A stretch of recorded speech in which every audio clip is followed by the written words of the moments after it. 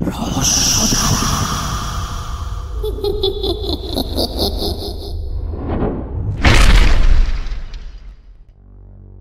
বন্ধুরা, আমি অলোক চক্রবর্তী আর আপনারা শুনছেন Rahasyadhara, the ultimate entertainment of YouTube. বন্ধুরা, আপনারা তো এতদিনে জেনেই গেছেন শুক্রবার ও রবিবারের সন্ধে মানেই রহস্যধারা আপনাদের কাছে নিয়ে আসে হাড় হিম করা কিছু সত্য ঘটনা ও সঙ্গে থাকে আমাদেরই লেখা কিছু রহস্যজনক ছোট গল্প। এবং আজ শুক্রবারের এই সুন্দর সন্ধ্যায় আমি আবার চলে এসেছি একটি মর্মস্পর্শী ছোট গল্প নিয়ে। কি তাহলে আপনারা তৈরি তো?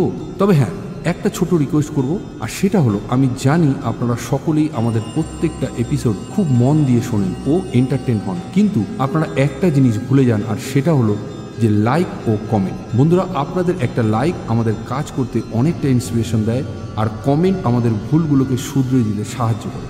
তাই আমার একান্ত অনুরোধ, ভিডিওতে লাইক ও কমেন্ট অবশ্যই করবেন। চলুন তাহলে আর কথা না বাড়িয়ে সরাসরি আজকের গল্পটা শুরু করা যাক।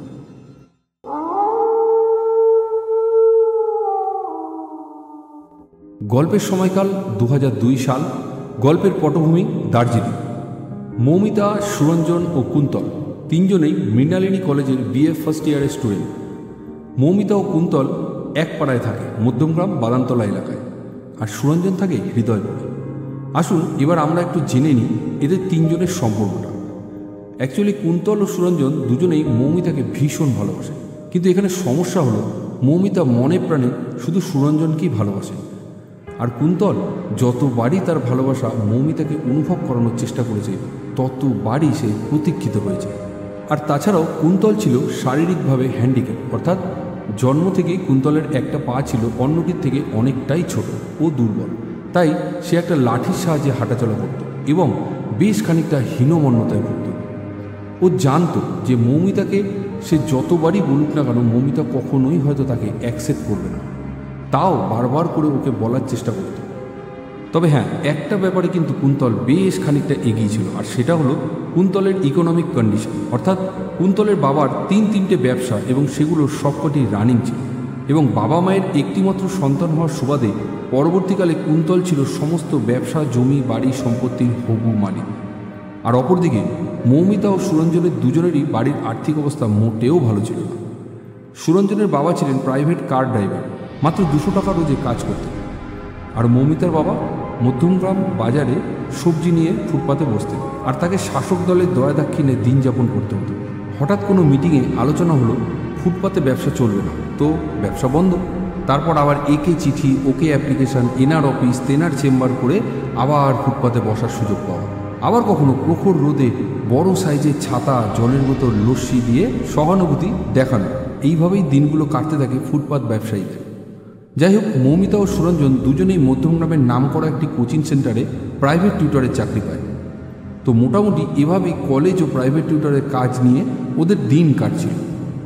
পাশাপাশি সুরঞ্জন ও মৌমিতার মধ্যে পরিচিতিটাও আরও বেশ খানিকটা গভীর হয়ে ওঠে। এভাবেই কুন্তল, মৌমিতা ও সুরঞ্জনের ত্রিকোণ প্রেমের সাথে দিন অতিবাহিত হতে থাকে। দেখতে দেখতে কলেজের লাস্ট ইয়ার চলে আসে। কলেজ ইউনিয়ন থেকে ঠিক করা হয় প্রতি বছরের মতন এবছরও সপ্তাহখানেকের জন্য কোথাও একটা ট্যুরে যাওয়া হয়। টিচার ও স্টুডেন্টদের মিটিংয়ে ঠিক হয় যে দার্জিলিংয়ে ট্যুর করা হবে। ট্যুরে যাওয়ার জন্য প্রত্যেক স্টুডেন্টই খুব এক্সাইটেড ছিল। যথারীতি কুন্তল, মৌমিতা ও সুরঞ্জনও যাবে বলে স্থির হয়। কুন্তল সুরঞ্জন ও মৌমিতার ফ্রেন্ডশিপটা খুব একটা পছন্দ করতো না, তাই ও ঠিক করেছিল দার্জিলিংয়ে গিয়ে ভালো একটা পরিবেশে মৌমিতাকে মনের কথা ডিরেক্টলি বলবে এবং একটা ডিসিশনে আসবে। ঠিক একই রকমভাবে মৌমিতাও ঠিক করে যে দার্জিলিংয়ে গিয়ে কুন্তলকে সুরঞ্জন ও মৌমিতার রিলেশনশিপের ব্যাপারে সব জানিয়ে দেবে, এবং যাতে কুন্তল মৌমিতাকে নিয়ে বেশি চিন্তাভাবনা না করে সেটাও বলে দেবে। অবশেষে ট্যুরে যাওয়ার দুদিন আগে থেকেই নিম্নচাপের বৃষ্টি শুরু হয়। অনেকেই ট্যুরটা ক্যান্সেল করার জন্য বললেও ট্রাভেল ও হোটেল বুকিং অল রেডি হয়ে যাওয়ার জন্য ট্যুর ক্যান্সেল হয়নি। সবাই রেডি হয়ে এক্সাইটমেন্টের সাথে রওনা হয়। আফটার অল, কলেজের লাস্ট ইয়ারের ভ্রমণের এই সুখকর স্মৃতিটাকে সারা জীবন সবাই বহন করে নিয়ে যেতে চায়। ট্রেনে করে দার্জিলিংয়ে সবাই ভালোভাবেই পৌঁছে যায়, কিন্তু হোটেলটি ছিল পাহাড়ের ওপরে। নিম্নচাপের বৃষ্টি দার্জিলিংয়েও হচ্ছিল। আগে থেকে ট্রাভেলসের বুকিংয়ের জন্য বাস পেতে ওদের খুব একটা অসুবিধা হয়নি। অসুবিধা শুরু হয় পাহাড়ে ওঠার সময়। পাহাড়ে ওঠার সময় ভারী বৃষ্টিপাতের জন্য হঠাৎ করেই ধস নামা শুরু হয়। রাস্তার কিছুটা অংশ ধসে যাওয়ায় রাস্তাটার চওড়াটা অনেকটাই কমে যায়।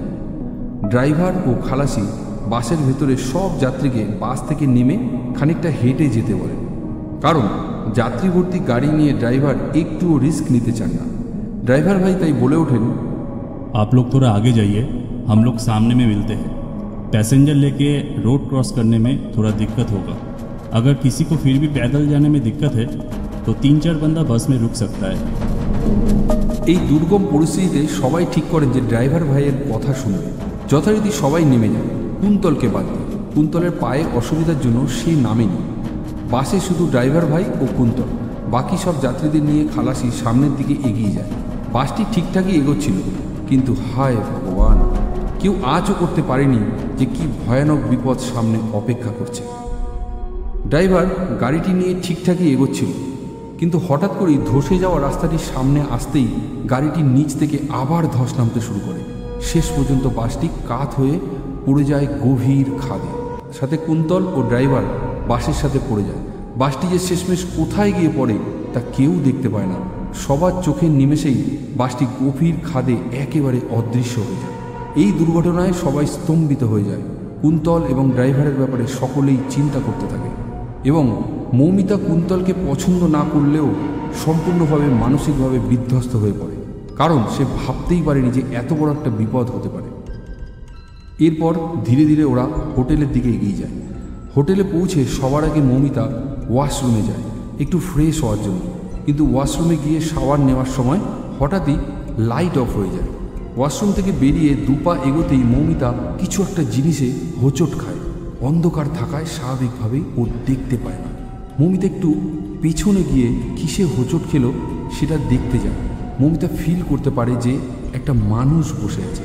মৌমিতা চট করে উঠে দাঁড়িয়ে জিজ্ঞাসা করে, কে কে ওখানে, কে? উত্তর এলো, মৌমিতা, আমাকে চিনতে পারছো না? আমি অনেক দূর থেকে কষ্ট করে এসেছি শুধুমাত্র তোমার জন্য। আমি কুন্তল। ও তুই? উফ, তুই তো আমাকে একদম ভয় পাইয়ে দিয়েছিস। আর বাসটা তো অনেক নিচে পড়ে গেছিল রে। তুই ঠিক আছিস তো? খুব বেশি চোট লাগেনি তো কোথাও? ইতিমধ্যেই দরজায় আওয়াজ, আর দরজার দিকে যেতেই লাইট চলে আসে। দরজা খুলে মৌমিতা দেখে সুরঞ্জন দাঁড়িয়ে আছে। মৌমিতা সুরঞ্জনকে বলে ওঠে, আরে সুরঞ্জন, তুই? এই দেখ, কুন্তল এসেছে। আয় আয়, ভেতরে আয়। কুন্তল? আমি কুন্তলের খবরই তোকে দিতে এলাম। পুলিশ আমাদের এই বাসটার খোঁজ পেয়েছে। ড্রাইভার ও কুন্তল দুজনেই মারা গেছে। মৌমিতা তৎক্ষণাৎ পিছনে ঘুরে দেখে যে রুমে মৌমিতা ও সুরঞ্জন ছাড়া আর কেউ নেই। তখনই মৌমিতা অজ্ঞান হয়ে পড়ে যায়। আধ ঘন্টা পর যখন মৌমিতার জ্ঞান আসে, মৌমিতা দেখে সবাই ওর সামনেই আছে, কুন্তল ছাড়া। মৌমিতা যেন বিশ্বাসই করতে পারছে না যে কুন্তল আর নেই। যদি কুন্তল আর নেই, তবে ওটা কে ছিল? সেদিন রাত থেকেই মৌমিতার ধুম জ্বর আসে, আর জ্বরের ঘোরে শুধু আবল তাবল বকতে থাকে। তড়িঘড়ি করে ওকে দার্জিলিংয়ের লোকাল ডাক্তারের কাছে নিয়ে যাওয়া হয়, কিন্তু সেখানে কোনো আশানুরূপ ফল না পাওয়ায় তারপর মৌমিতাকে নিয়ে যাওয়া হয় ওখানকার নাম করা দরগায়। সেখানে তাকে ঝাড়িয়ে দেওয়া হয়, একটা তাবিজও দেওয়া হয়, এবং তাবিজটার ব্যাপারে একটা নিয়ম বেঁধে দেওয়া হয়। আর সেই নিয়মটা হলো, কোনোভাবেই এই তাবিজটা যেন ওর শরীর থেকে না খোলা হয়, আর যদি কোনো কারণে খুলে যায় 3 ঘন্টার মধ্যে ওকে আবার এই তাবিজটা উড়িয়ে দিতে হবে।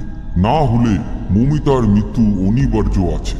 কারণ ওকে নিয়ে যাওয়ার জন্যে প্রথমে কেউ একজন একা একা ছিল, কিন্তু খুব তাড়াতাড়ি ওরা দল বেঁধে ওকে নিতে আসছে বারবার। আরেকটা জিনিস মাথায় রাখতে হবে, কোনোভাবেই যেন ওই দুর্ঘটনার জায়গায় মৌমিতা আর না যায়, আর যদি যায় তাহলে হয়তো ওই তাবিজও ওকে আর রক্ষা করতে পারবে না। কাজেই খুব সাবধানে থাকতে হবে। আর 3 মহিনা পরে এই দুর্গাতে এসে একটা চাদর চড়িয়ে যেতে হবে। যা বেটা যা, আল্লাহ তেরা রহমত করে। অবশেষে খানিকটা হলেও পরিস্থিতি সামাল দেওয়া যায়। যদিও একবার সবাই মিলে ভেবেছিল যে মৌমিতাকে আলাদা গাড়ি করে এমার্জেন্সি পারপাস বাড়িতে পাঠিয়ে দেওয়া হবে, কিন্তু পরে সবাই সেই ডিসিশনটা পরিবর্তন করে এবং ঠিক হয় একসঙ্গে যখন সবাই এসেছি একসঙ্গেই বাড়ি যাব, তাতে যা হয় দেখা যাবে। এবং আশা করছি সবার সাথে একসাথে থাকলে কোনো বিপদ হবে না। কিন্তু বন্ধুরা, এখন সব থেকে বড় সমস্যা হলো মৌমিতা সবসময় এটা ফিল করতে থাকে যে ওর আগে পিছে কেউ যেন ওকে সবসময় তীক্ষ্ণভাবে নজর রাখছে, আর সেটা ওই কুন্তল ছাড়া আর কেউ না। এভাবেই 2 দিন কেটে যায়। 3য় দিনের মাথায় মৌমিতা নিজেকে অনেকটাই সুস্থ ফিল করতে থাকে এবং এটা দেখে সবাই অনেকটা নিশ্চিন্ত হয়। সেই দিনই দুপুরের লাঞ্চ সেরে সবাই একটু সাইট সিন করতে যাবে বলে ঠিক হয়, এবং যেহেতু মৌমিতার শরীর ধীরে ধীরে রিকভারির দিকে, তাই মৌমিতাকেও যাওয়ার জন্য সবাই বলতে থাকে। এবং তার সঙ্গে সঙ্গে নিম্নচাপের বৃষ্টি শেষ হয়ে আকাশ সেদিন ছিল একদম ঝকঝকে পরিষ্কার। এরপর ওরা সবাই মিলে বিকেল 4টে নাগাদ বেরোয় এবং দারুণভাবে সবাই ঘুরে আসে। সেখানে সুরঞ্জন ও মৌমিতা বেশ খানিকটা দুজনকে সময় দেয়, তাতে মৌমিতার মনের অবস্থাও আগের থেকে অনেকটা পরিবর্তন হয়। তো যাই হোক, অবশেষে ওরা সবাই মিলে দারুণ এনজয় করে হোটেলে ফিরে আসে। সঙ্গে মৌমিতা ও সুরঞ্জনও ফিরে আসে। কিন্তু সেদিন রাতে মৌমিতার সঙ্গে একটা অদ্ভুত কাণ্ড ঘটে। মৌমিতা ডিনার সেরে যখন রাতে শোবার ঘরে যায়, তখন ও ফিল করতে থাকে যে ওর আশেপাশে কেউ আছে, কিন্তু বাকি বান্ধবীদের সাথে কথা বলে ও নিজেকে ব্যস্ত রাখতে থাকে। এরপর একটা সময় মৌমিতাও ঘুমিয়ে পড়ে। এরপর ও দেখে ওরা সবাই মিলে সাইট সিন দেখার জন্য বাইরে বেরিয়েছে, এবং ঘুরতে ঘুরতে একটা সময় ওই দুর্ঘটনার জায়গাটাই মৌমিতা যায়, এবং ওখানে গিয়ে নিচের দিকে তাকাতেই দেখে কুন্তল নিচে একটা গাছের ডালের সাথে ঝুলে রয়েছে কোনো রকমে, আর মৌমিতার কাছে হাত বাড়িয়ে ওকে বাঁচানোর জন্য বলছে। আর যেই না মৌমিতা কুন্তলের দিকে এগোতে শুরু করে, হঠাৎ করেই মৌমিতা পা পিছলে গভীর খাদে গিয়ে পড়তে থাকে, আর পড়ার সময় কুন্তল খুব জোরে হাসতে থাকে। স্বপ্নটা দেখে মৌমিতা চমকে উঠে পড়ে ঘুম থেকে। তারপর বিছানার দিকে তাকিয়ে দেখে সবাই সবার মতন ঘুমাচ্ছে, শুধুমাত্র একটাই মানুষ জেগে আছে, আর সেটা হলো মৌমিতার নিজে। অবশেষে একটু ওয়াশরুমে যায় এবং ফ্রেশ হয়ে এসে একটু জল খায় এবং একটা কংক্রিট ডিসিশন নেয়, আর সেটা ছিল এই রকম: না না, আমার আর এখানে থাকাটা ঠিক না। যেহেতু কুন্তল এখানেই মারা গেছে, তো আমি এখানে থাকলে ও আমাকে ডিস্টার্ব করবে। তার থেকে বরঞ্চ আমি বাড়িতে ফিরে যাই। একবার বাড়িতে চলে যেতে পারলে আশা করছি এই রকম সমস্যাটা আর হবে না। যেই কথা সেই কাজ। মৌমিতা বাড়িতে ফোন কল করে এবং মা ও বাবাকে পুরো ব্যাপারটা খুলে বলে এবং বাড়ি ফেরার জন্য কিছু টাকা চেয়ে পাঠায়। মৌমিতার বাবা মা মেয়ের প্রাণ সংশয়ের আঁচ পেয়ে এমার্জেন্সি বেসিসে টাকা পাঠিয়ে দেয়। প্রায় সবাই বারণ করা সত্ত্বেও মৌমিতা কারো কথা না শুনে, ইভেন সুরঞ্জনের কথাও না শুনে গাড়ি বুক করে ফেলে বাড়িতে ফেরার জন্য। মৌমিতা মনে মনে ভাবতে থাকে, আমার জীবন, আমার প্রাণ সংশয়, বিপদে আমি পড়েছি, ঘটনাগুলো আমার সাথে ঘটছে, তাই আমার ডিসিশনটা আমাকেই নিতে হবে। কারণ সবার সাথে একসাথে ফিরতে গেলে আরও অন্তত 2 দিন এখানে থাকতে হবে, আর তাতে বিপদের সম্ভাবনা প্রবল। কিন্তু হায় ভগবান, মৌমিতা তখনও জানে না যে কি ভয়ঙ্কর বিপদ ওত পেতে বসে আছে ওর জন্য। তার একা বেরোনোটাই যে তার জীবনের সব থেকে বড় ভুল হতে চলেছে, সেটা কিন্তু সে কিছুতেই আজ করতে পারে না। অবশেষে জীবনের শেষবারের মতন দার্জিলিং শহরকে বিদায় জানিয়ে বেলা 12টায় মৌমিতার গাড়ি ছাড়ল। মনটাকে শক্ত করে, বলতে গেলে বুকে পাষাণ চাপা দিয়ে গাড়িতে করে বেরিয়ে পড়ল মৌমিতা। গাড়ি যখন পাহাড়ের কোল দিয়ে এঁকে বেঁকে এগিয়ে চলেছে, মৌমিতার মন বেদনায় বিহ্বল হয়ে ওঠে। তার বারবার করে কুন্তলের কথাই মনে আসছিল, তার সেই কথা বলা, তার সেই হঠাৎ করে হেসে ওঠা, তার কলেজ অফ করে নোট চাইতে বাড়িতে আসা, এক দৃষ্টে মুখের দিকে তাকিয়ে থাকা, পাড়ার মাঠে যখন সব ছেলেরা ফুটবল ক্রিকেট খেলায় মেতে উঠত, কুন্তল তখন মাঠের এক কোনায় লাঠি হাতে মন খারাপ করে দাঁড়িয়ে থাকতো, কারণ সে যে খেলতে পারে না, তার যে একটা পা পুরোপুরি অকেজ। আর তারপর দার্জিলিং ঘুরতে আসা, ও তারপর নিম্নচাপের বৃষ্টি ও রাস্তায় ধস নেমে পড়া, সবাই বাস থেকে নেমে একটু দূরে দাঁড়িয়ে থাকা এবং বাসের মধ্যে কুন্তল একা বসে থাকা, সবশেষে একটুর জন্য বাসের পিছন চাকাটা একদম ধারে চলে গিয়ে ড্রাইভার দাদার প্রচণ্ড চেষ্টা করা সত্ত্বেও শেষ রক্ষা আর হলো না। চোখের সামনেই বাসটা পাল্টি খেতে খেতে অনেক নিচে পড়ে গেল। একেবারে নিচে বাসটাকে একটা ছোট্ট যেন দেশলাই বাক্সের মতো লাগছিল।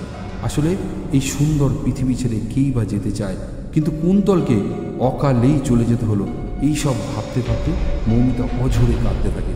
আর ঠিক সেই সময়ই আনমনাভাবে গাড়ির জানলার দিকে তাকিয়ে দেখে তখন সেই জায়গাটাই ক্রস করছে যেই জায়গাটায় কুন্তলের অ্যাক্সিডেন্টটা হয়েছিল।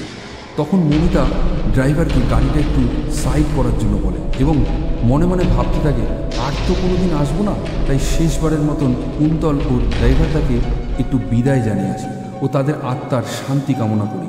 ওরা যেখানেই থাকুক ভালো থাকুক, শান্তিতে থাকুক, এই কথাগুলো মনে মনে ভাবতে ভাবতে গাড়ি থেকে নেমে পড়ে মৌমিতা। ড্রাইভার বলে ওঠে, আরে ও দিদি ভাই, এখানে কেন নামছেন? এখানে দুদিন আগে একটা বড় অ্যাক্সিডেন্ট হয়েছে, দেরি করবেন না, তাড়াতাড়ি আসুন। কিন্তু মৌমিতা কোনো কথায় কান না দিয়ে একেবারে স্পটে এসে দাঁড়ায়। আর এটাই ছিল মৌমিতার জীবনের সেরা ভুল। হঠাৎ করেই মৌমিতা দেখে নিচের দিকে একটা ছোট্ট জংলা গাছের সরু ডালের সাথে কুন্তলের পিঠের দিকের জামাটা আটকে মুখটা নিচের দিকে করে কুন্তল ঝুলে রয়েছে এবং মৌমিতা আর নিজেকে ঠিক রাখতে পারে না। মনে মনে ভাবতে থাকে জীবিত মানুষটাকে এইভাবে কেউ মেরে ফেলতে পারে? ও তো এখনও জীবিত রয়েছে। মৌমিতা কুন্তলকে বাঁচানোর জন্য ধীরে ধীরে নিচের দিকে নামতে থাকে। আর মৌমিতাকে নিচের দিকে নামতে দেখে ড্রাইভার চিৎকার করে বলে ওঠে, ও দিদি ভাই, আরে ও দিদি ভাই, ওহো নিচে নামছেন কেন? পড়ে যাবেন তো। মৌমিতা পুরোটাই যেন একটা ঘোরের মধ্যে চলে গেছে এবং ক্রমশ নিচের দিকে নামতে থাকে। এরপর হঠাৎ করেই সেই ঝুলে থাকা অবয়বটা চিৎকার করে অট্ট হাসিতে ফেটে পড়ে আর হাওয়ায় ভাসতে থাকে। আর সঙ্গে সঙ্গে আরও অনেকগুলো ছায়ামূর্তি ভাসতে ভাসতে চিৎকার করতে থাকে। ঘটনার পরিপ্রেক্ষিতে মৌমিতা অজ্ঞান হয়ে যায় আর চোখের নিমেষেই গভীর খাদে তলিয়ে যায় মৌমিতা। মৌমিতা বেমালুম ভুলেই গিয়েছিল যে ওর একা একা বেরোনো বারণ ছিল, আর যদি বা বেরোবে তাহলে ওই অ্যাক্সিডেন্টের স্পটটায় যাওয়াটা মোটেই তার উচিত হয়নি। আর তার সঙ্গে সঙ্গে সদ্য মারা গেছে কুন্তলের কথা ভাবতে ভাবতে গাড়ি করে যখন যাচ্ছিল, মৌমিতা নিজের অজান্তেই কুন্তলের বিদেশি আত্মাকে বারবার করে আমন্ত্রণ জানাচ্ছিল। তাই অবশেষে নিজের আত্মবলিদানই দিতে হলো।